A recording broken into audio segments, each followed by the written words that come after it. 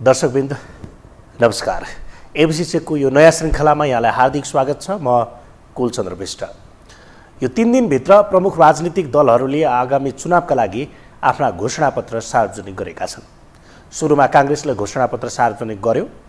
सङ्कल्पपत्र भनिएको यो घोषणापत्र सार्वजनिक भएपछि सुरु भएको यो श्रृङ्खलामा सोमबार माओवादी, एकीकृत समाजवादी र राप्रपाले घोषणापत्र सार्वजनिक गरे भने मङ्गलबार एमाले आफ्नो घोषणापत्र सार्वजनिक गरेको छ।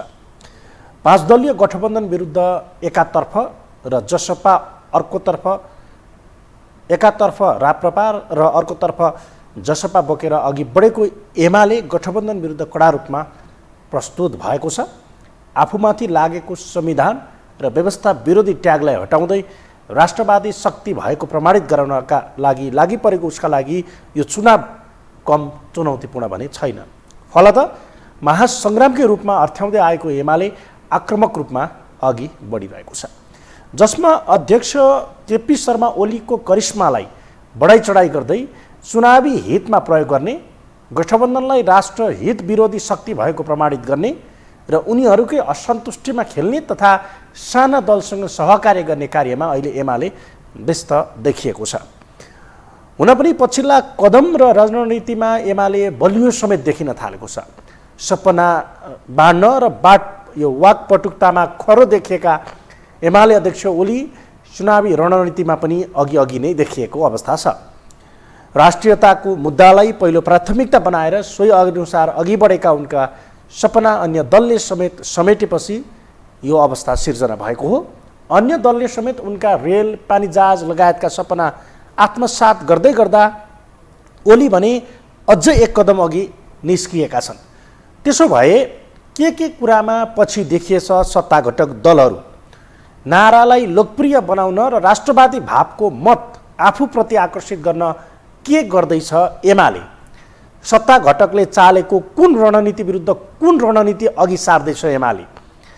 के सपना देखाउन र मिठो नारा बनाउन अन्य दलभन्दा एमाले सफल भएको हो त? यदि हो भने यसले चुनावमा पार्न सक्ने प्रभाव कस्तो त? यी र यस्तै विषय आजको एबिसी चेकमा हामी प्रस्तुत गर्दैछौँ। सुरु गरौँ घोषणापत्र सार्वजनिक कार्यक्रममा देखिएको यो फरकपनाबाट। आसन्न मङ्सिर 4 को प्रतिनिधि सभा तथा प्रदेशसभा चुनावलाई लक्षित गर्दै प्रमुख प्रतिपक्षी नेकपा एमाले आज मात्रै सार्वजनिक गरेको छ आफ्नो घोषणापत्र, जहाँ 20,000 शब्द लगभग भएको बताइएको छ। होटल याक एन यतिमा आयोजित एक कार्यक्रमका बीच एमाले अध्यक्ष केपी शर्मा ओलीले डिजिटल माध्यमबाट घोषणापत्र सार्वजनिक गरेका हुन्। उनले फिङ्गर स्क्यान गरेर घोषणापत्र सार्वजनिक गरे। एमाले घोषणापत्र सार्वजनिक गर्दा यो प्रविधिमा जोड दिएको छ। डिजिटल अनावरणसँगै सूर्य चिन्हमा किन मतदान गर्ने, किन नगर्ने भन्ने प्रश्नको जवाबसहित एमाले सरकारका उपलब्धिको श्रव्य दृश्य सार्वजनिक गरेको छ। कार्यक्रममा राजनीति बाहिरका 2 सेलिब्रिटीलाई कार्यक्रममा महत्त्वपूर्ण भूमिका पनि एमाले दिएको छ, जसमा पूर्व मिस नेपाल तथा रियालिटी सो भोइस अफ नेपालकी होस्ट सदिक्षा श्रेष्ठले कार्यक्रम सञ्चालन गरे भने सेलिब्रिटी छविका पूर्व बैंकर अनिल केशरी शाह मोडरेटरका रूपमा प्रस्तुत भए। उनले अध्यक्ष केपी शर्मा ओलीसँग स्टेजमा संवाद गरे, जसले यो कार्यक्रम राजनीतिक हो र भन्ने खालको भान मात्र परेन, 2 सेलिब्रिटी र युवालाई पनि चाख लाग्ने वातावरण निर्माण गर्यो। पार्टीको महामन्त्री, महासचिव वा पार्टी सम्बद्ध कुनै व्यक्तिबाट कार्यक्रम सञ्चालन गर्दै आउने यो परम्परागत शैली जुन राजनीतिक दलहरूको छ त्यो एमाले छोड्यो र सोही कार्यक्रममै लाइभ डिबेटलाई अघि सार्यो। डिबेटका लागि प्रधानमन्त्रीलाई दिएको चुनौती र पाएको चर्चालाई क्याच गर्न यो उपाय अपनाएको एमाले घोषणापत्र पनि अरूको भन्दा अलिक क्याची नै बनाएको छ भनेर विश्लेषण सुरु भएको छ। त्यो दृश्यहरू हेरेर सुरुमा यो दृश्य हेरौँ, यो उद्घाटनको र केपी शर्मा ओलीको यो आफ्नो कन्फिडेन्स अथवा आत्मविश्वास जितको बारे यो हेरौँ, त्यसपछि हामी कन्टेन्टका कुरा गरौँला। धेरै धेरै धन्यवाद अध्यक्षज्यूलाई। हुन गइरहेको आम निर्वाचनका लागि 20,000 शब्द छन्। यो घोषणा पत्र पढ्दा तपाईले 2 वटा प्रश्नको उत्तर पाउनुहुनेछ। पहिलो, सूर्य चिन्हमा मतदान किन गर्ने? दोस्रो, सूर्य चिन्ह बाहेक अन्त किन मतदान नगर्ने? उत्तर खोज्न सजिलो हुने गरी हाम्रो अध्यक्ष केपी ओलीले तपाईलाई 6 वटा प्रश्न सोध्नु भएको छ र यस संविधान अन्तर्गत अरू पार्टीहरूका लागि असम्भव मात्रै के अरे कठिन मात्रै होइन, अरू पार्टीका लागि बहुमत ल्याउन, एकल बहुमत ल्याउन बिल्कुलै असम्भव छ। चेलीले सोध्नु भएको प्रश्न बहुतै अर्थपूर्ण छ, तर सम्भवै नहुने होइन। किन बहुमत आउन त सम्भव नहुने कसरी भयो र? 275 सिट छ, त्यसमध्ये 138 आएपछि त बहुमत हुन्छ। अहिलेको हाम्रो मिसन 150 हामीले भनेका छौँ र हामी रेस्पोन्सिबल भएर, उत्तरदायी भएर यसको भुक्तानी गर्न तयार छौँ। आफ्नो वचन मात्रै होइन, वचन एक्सनका लागि हो। त्यस कारण हाम्रो कमिटमेन्ट एक्सनका लागि हो। तसर्थ हामी यसलाई एउटा निरर्थक कुरा मात्रै बनाइरहेका छैनौँ, निरर्थक चर्चाको एउटा विषय मात्रै बनाइराखेका छैनौँ। यो एउटा ग्यारेन्टी पत्र हो। यो जिम्मा जमानी, ढितो केही नभएको, पृष्ठभूमिमा केही नभएको, कोही जवाफदेही नभएको भनिदिएको एउटा कागजको खोस्टो होइन।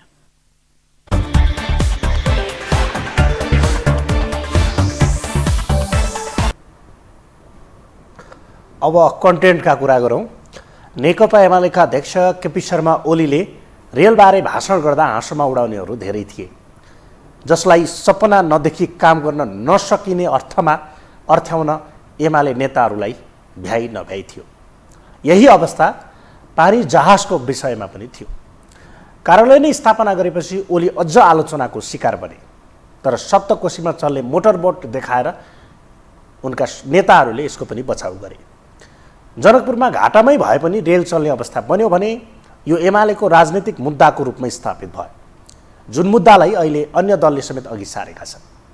बढ्दो चर्चाकै कारण नेपालको राष्ट्रिय झण्डासहितको पानी जहाज सञ्चालनमा ल्याउने घोषणापत्र मार्फत प्रतिबद्धता जनाएको एमाले पूर्व पश्चिम राजमार्गसँग समानान्तर हुने गरी विद्युतीय रेलमार्ग पनि सञ्चालन गर्ने दोहोऱ्याएको छ। यो पटक पनि यसैको प्रभाव भनौँ, एमालेबाटै फुटेर बनेको नेकपा एकीकृत समाजवादी पार्टीले पनि नेपाली ध्वजावाहक पानी जहाज सञ्चालन गर्ने प्रतिबद्धता जाहेर गरेको छ। आगामी निर्वाचनको घोषणापत्र जारी गर्दै उसले भूपरिवेष्टित मुलुकहरूले समुद्र उपयोग गर्न पाउने अधिकार प्रयोग गरी नेपाली ध्वजावाहक पानी जहाज सञ्चालनका लागि पहल गरिने उल्लेख गरेको छ। त्यस्तै नेकपा माओवादी केन्द्रले पनि काठमाडौँ उपत्यकामा मोनो र मेट्रो रेल सञ्चालन गर्ने भएको घोषणा गरेको छ। प्रतिबद्धता पत्रमा सार्वजनिक गर्दै गर्दा उपत्यकाको बागमती, विष्णुमती, धोबीखोला र मनोहरा करिडोरमा मोनोरेलको निर्माण कार्य अघि बढाउने बताइएको छ। भलै अध्यक्ष दाहालले अभिव्यक्तिमा यो कुरा नराखे पनि यातायातका क्षेत्रमा, परिवर्तनको क्षेत्रमा हामीले काम गर्छौँ भनेर उनले आफ्नो अभिव्यक्ति राख्दै गर्दा लिखित दस्तावेजका रूपमा उनीहरूले रेललाई अगाडि सारेका छन्। आर्थिक क्रान्ति, आर्थिक समृद्धिको निम्ति सम्पूर्ण तागत लगाएर निरन्तरतामा क्रम भङ्ग गरेर जानुपर्छ भन्ने मान्यता हामीले अगाडि सारेका छौँ। व्यापार घाटा नियन्त्रणका लागि राष्ट्रिय व्यापार प्रतिष्ठान गठन गर्ने, रोजगार वृद्धिका लागि राष्ट्रिय रोजगार प्राधिकरण गठन गर्ने, राष्ट्रिय महत्त्वका आयोजनाको द्रुत कार्यान्वयन र पुँजीगत खर्च वृद्धिका लागि राष्ट्रिय विकास आयोजना कार्यान्वयन प्राधिकरण गठन गर्ने, यस्ता संरचनागत सुधारद्वारा आर्थिक विकासलाई गति दिने परिकल्पना हामीले गरेका छौँ। समाजवाद उन्मुख प्रणाली निर्माण गर्नको लागि सामूहिक उत्पादन प्रणाली विकास गर्ने, स्वास्थ्य र शिक्षा राज्यको जिम्मेवारी हुने गरी अगाडि बढाउने, एकीकृत रूपको सबल सामाजिक प्रणाली कार्यान्वयन गर्ने, सार्वजनिक यातायातमा सरकारको भूमिका वृद्धि गर्ने, समानता, समावेशीकरण र विकासको प्रतिफलको न्यायोचित वितरणको संरचनामा जोड दिने भनेर भनेका छौँ। र यो नीतिगत र संरचनागत सुधारको साथै हामीले केही ठोस कार्यक्रमहरू पनि यसै अनुकूल हुने गरी अगाडि सारेका छौँ हामीले यो प्रतिबद्धता पत्रमा। त्यसमा कुनै पनि प्रकारको वैदेशिक सैन्य गठबन्धनबाट मुक्त गरी नेपाललाई शान्ति क्षेत्रको रूपमा स्थापित गर्ने,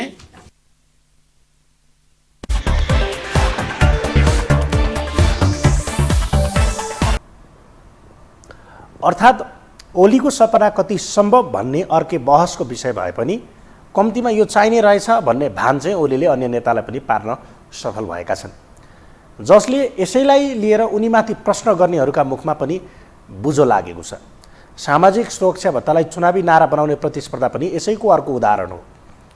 एमाले आफ्नो घोषणापत्रमै उल्लेख गरेर भनेको छ, आफ्नो पहिलो सरकारले लोक कल्याणकारी राज्यको महसुस गराउन सुरु गरेको भनिरहँदा यो भत्ता चाहिँ मतदाता तान्ने दौडमा अन्य दलहरू पनि छन्। अर्थात् एमाले यो लोक कल्याणकारी राज्यका रूपमा हामीले पहिलोचोटि भत्ता सुरु गऱ्यौँ र त्यसको स्टार्टिङ पोइन्ट त्यो हो भनिरहँदा अहिले आएर यो भोट तान्ने एउटा अस्त्र बनिरहेको छ। फलत डाक्टर रामशरण महतको नीति छोडेर डाक्टर सोडिम वाग्लेको नीतिमा अघि बढेको काङ्ग्रेसले पनि आफूले जिते 65 वर्षमै वृद्ध भत्ता दिने नीति अघि सारेको छ।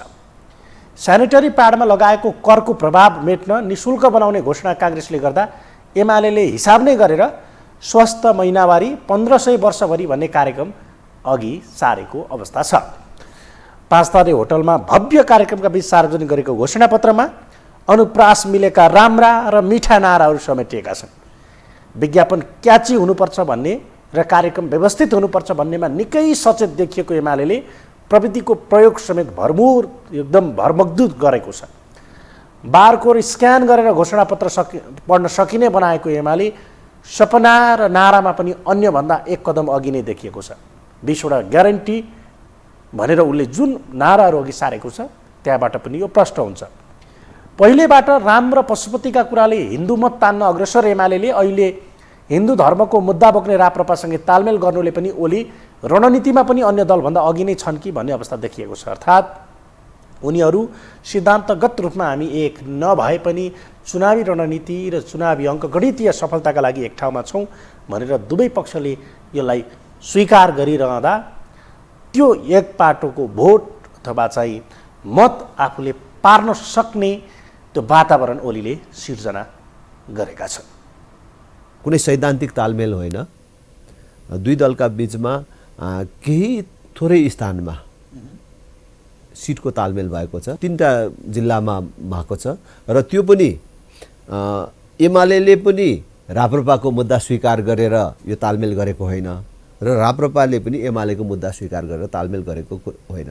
यो सत्तारूढ पक्षीय दलहरू चुनावमा गठबन्धन गरेर आइराखेको परिस्थितिमा यसमा अरू विपक्षीय पार्टीहरूले पनि मिलेर त्यसको सामना गर्नु उचित हुन्छ भन्ने निष्कर्षमा पुगेर हामीले खास गरी नेकपा एमालेका अध्यक्ष र हाम्रो बिचमा छलफल कुराकानी भएर दुवैतर्फ आफ्नो पार्टीका साथीहरूको समेत साथ समर्थन र सहमतिमा एउटा निर्णय गरेका छौँ। यसले न उहाँहरूको मुद्दालाई फरक पर्छ न हाम्रो मुद्दालाई फरक पर्छ।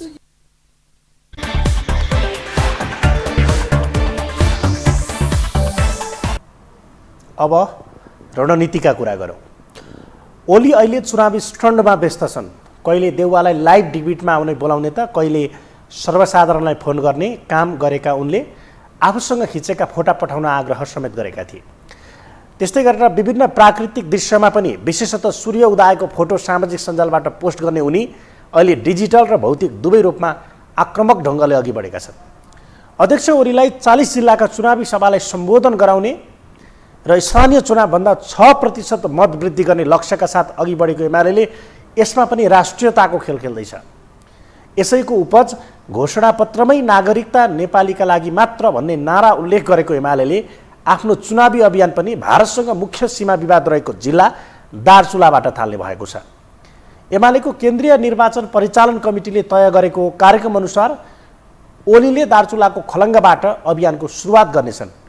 ओली नेतृत्वको सरकारले कालापानी, लिपुलेक र लिम्पिया धुरालाई समेटेर चुच्चे नक्सा जारी गरेको विषयलाई उपलब्धिका रूपमा लिँदै एमाले दार्चुलाबाट चुनावी अभियान सुरु गर्न लागेको हो। यही जिल्लामा भारतीय ज्यादतीका कारण 2 जना नेपालीले ज्यान गुमाएका थिए। एउटा तुइन तर्ने क्रममा, अर्को चाहिँ रोड बनाउने क्रममा भारतले गरेको ब्लास्टिङमा ढुङ्गा उडेर आउँदा एक बालकको मृत्यु भएको थियो भने सरकार किन बोलेन भनेर एमाले सत्ता घटकलाई प्रश्न गर्दै आएको छ। यसलाई राष्ट्रियताको मुद्दा बनाउँदैछ।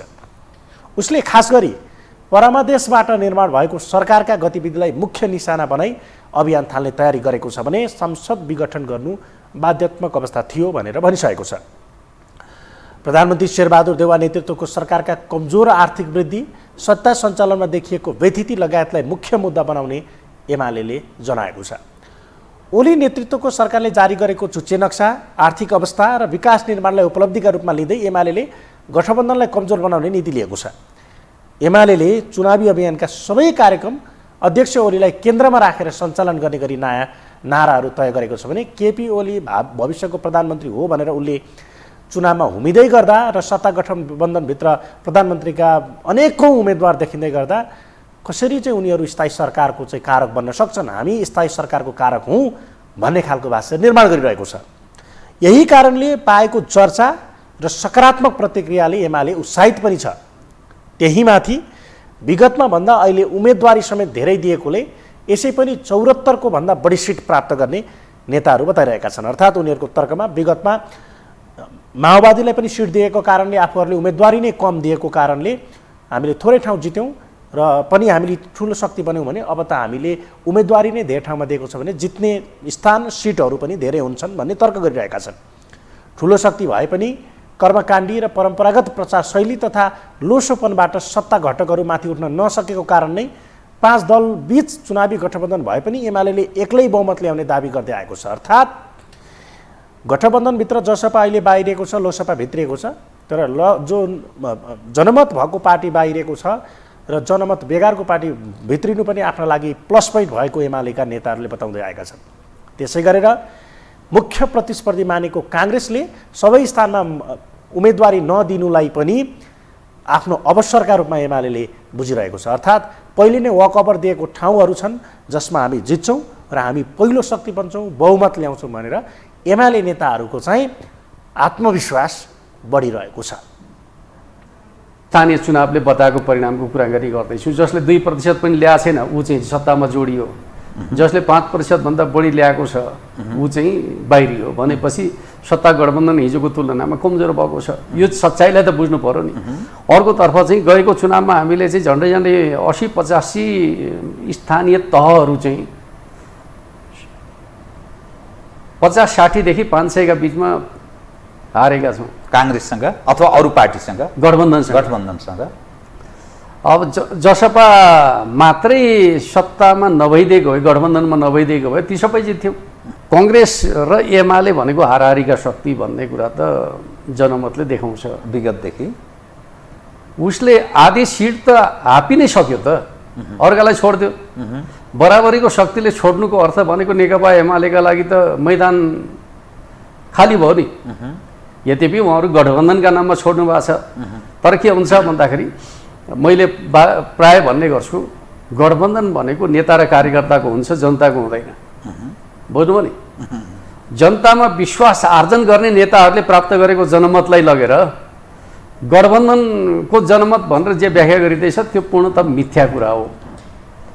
एउटा राजनैतिक नेताले जीवनभरि सङ्घर्ष गरेर प्राप्त गरेको जनमतलाई गठबन्धनका नाममा कमजोर पार्टीले पनि त्यही प्राप्त गर्छ भन्ने खालको विश्लेषण नेपालको लोकतन्त्रको विशेषतालाई नबुझ्नेहरूको तर्क हो। त्यसर्थ म तपाईँलाई के भन्छु भन्दाखेरि नेपाली कङ्ग्रेसले 50% स्थान त उसले एमालेसँगको प्रतिस्पर्धामा छोडिदिनै सक्यो। 50%मा 100% जित उसले कल्पनै गरेका छैन छ र 100% जितको कल्पना गरेका छैन। 50% उसले छोडिदिनै सकेका छ भनेपछि एमाले चाहिँ बहुमत ल्याउँदैन भन्ने तर्क गर्न मिल्छ र मिल्दैन नि।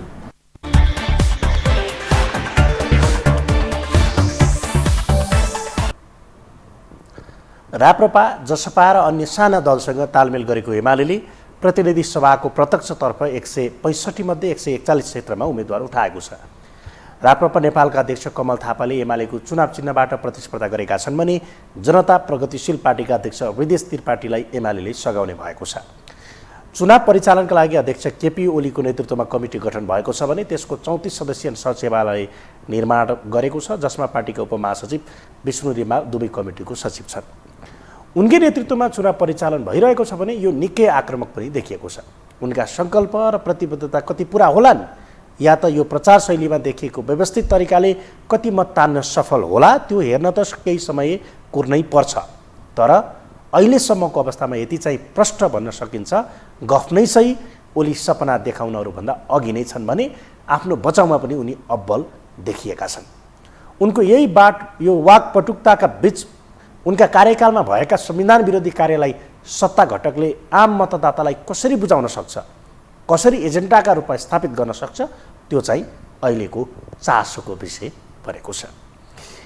हवस् त एबिसी चेकको यो श्रृङ्खला यति नै। अर्को श्रृङ्खलामा फरक विषयवस्तुका साथ उपस्थित हुनेछौँ। तबसम्मको लागि आज्ञा दिनुहोस्। नमस्कार।